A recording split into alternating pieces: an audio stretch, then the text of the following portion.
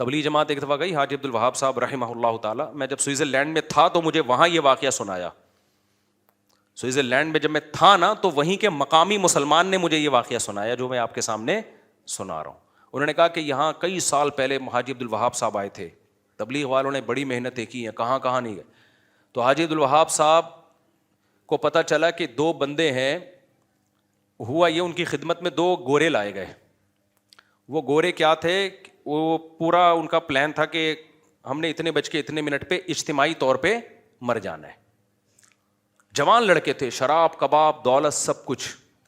تو کسی نے ان کو بول دیا بھائی ادھر ٹرائی کر کے دیکھ لو, ایک بزرگ آئے ہوئے ہیں, تو مرنے سے پہلے ایک یہ لائف اسٹائل بھی ہے.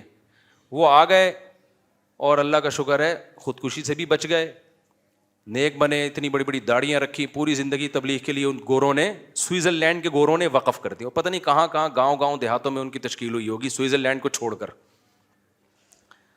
ایسے تبلیغ نے ہزاروں لوگوں کو خودکشیوں سے بچایا, ہزاروں کو. ٹینشن سے بچانے کا پروگرام گورے کے پاس نہیں ہے, مولوی کے پاس ہے, سمجھتے ہو.